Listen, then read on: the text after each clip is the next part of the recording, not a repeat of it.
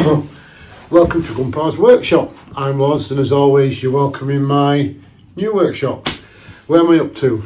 My last video, I'm afraid, just over a week ago, only represents progress to about 4 or 5 weeks ago. I had problems with a corrupt file, which meant it didn't get uploaded in a timely fashion. So that's up to about 4 weeks ago.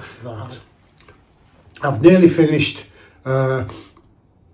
sealing off the foam boards, self-adhesive aluminium film around the outside of each foam board, and that basically creates a vapour barrier on the inside of the shed to stop vapour coming through in. That's that. I'd also mentioned that I was going to get electrics through to the shed. That's been done. Got a proper electrician in, I'll show you the bit. Proper electrician, he put another 32 amp breaker in the garage breaker board, and then an armoured cable through the garage, and I'll show you down the fixed to the outside of the garage wall, down the wall, and then buried underground and brought up into the inside of the shed for a new breaker board in the corner next to the door. That's well. Now, a couple of pieces of advice from the last video. I can't remember, you guys will remember who mentioned it. One guy suggested that my weep holes in the air gap behind the foam board, I perhaps should put some barrier in to stop insects getting in. So I've just covered the holes. Before I seal them up, I've covered them in a bit of, well, wild wool actually, just stuffed it in so there's still a vent but insects can't get in, so that's good advice. The next bit of advice was to surface mount all my electrical points, in that it didn't help me keep track of where they are, so I don't drive something through them. I was dithering on this, either hide it in the wall or have it surface mounted. As it happens, the electrician came before I'd finished insulating and boarding out, and it tipped my decision so that I put it in the wall. I know. I take responsibility for that. So what I did, I used my pocket hole jig, and I've created some bearers for I've got 3 double socket outlets on 3 walls for my power, and I've got a fluorescent light and a light switch. They're going to be surface mounted, but the wiring's inside the wall. As I say, I was dithering on which way, but I decided I wanted a clean finish, and I'll explain why. So this shed is going to be more an old-fashioned hand tool workshop with small powered hand tools rather than the big stuff, and I want it nice and clean. Pardon me. This is why everything's gone slow. 4 weeks ago I had my first holiday since Nana Sue passed. Well, the first holiday in a decade. One of my bucket lists, we always wanted to go, was to go to see the Dutch bulb fields in Amsterdam. So I did a coach trip with shearings, and I had some very nice days at the Keukenhof, Dutch Bulbfield Gardens, Amsterdam, The Hague and Delft. Very nice. The coach journey, first and last day, was a bit brutal, 18 and 20 hours respectively.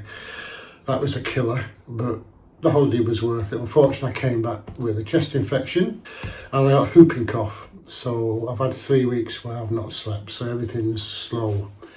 For finishing off the workshop, and I'll show you, I've run out of money. I can't quite finish it. I've got some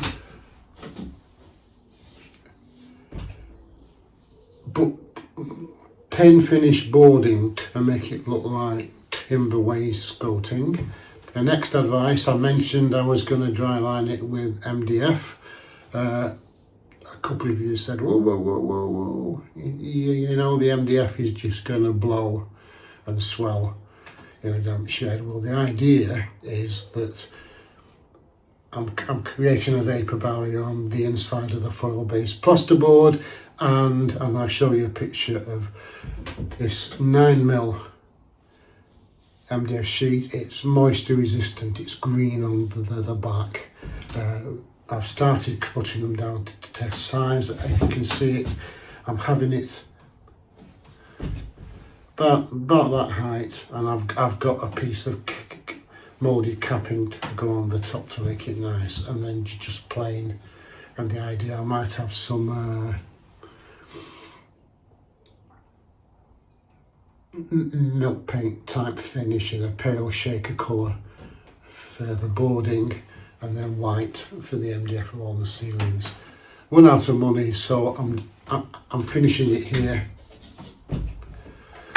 and then in a couple of weeks, in a couple of months, I'll line it out and paint the rest of it. The idea is to have it very plain and very shakery, so it's as much as a summer house as a workshop, a hand tool workshop.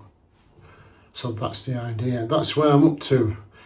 As I say, I've had a brutal 3 weeks since I got back from the holiday.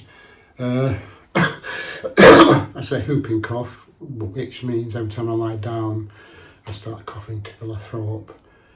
Memories of childhood. I seem to have spent half my childhood at school coughing my guts up before antibiotics were that easily accessed. As it happens, the antibiotics this time didn't touch the sides, and it meant that I just wasn't sleeping. I wasn't able to use my CPAP mask, so I'm sort of completely brain dead. So I'm avoiding power tools. Only after I've had a good night am I getting my circular saw out to cut these down to size. I think it's going to look really, really nice, but I keep it under 10 minutes. As I say, this video is mostly for the hardcore codgers who have been following me for years. I'm going to get better, and I'm looking forward to finishing the workshop. I think that's about it. Tell me what you're up to, guys. It's always good to exchange ideas. Thanks for the ideas so far. As I say, I've not applied all of them, and it took me a lot of thinking, but I accept the pluses and minuses of what I've chosen.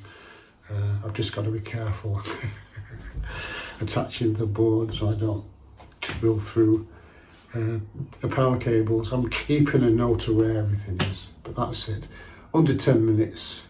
It's good to talk to you, and I'll try and get back to you within a week, maybe a week and a half, to show you the finished shed workshop. You take care, guys. Thanks for watching. Don't forget, like and subscribe, put a comment in, tell me what you're doing in your sheds. Catch you again, guys.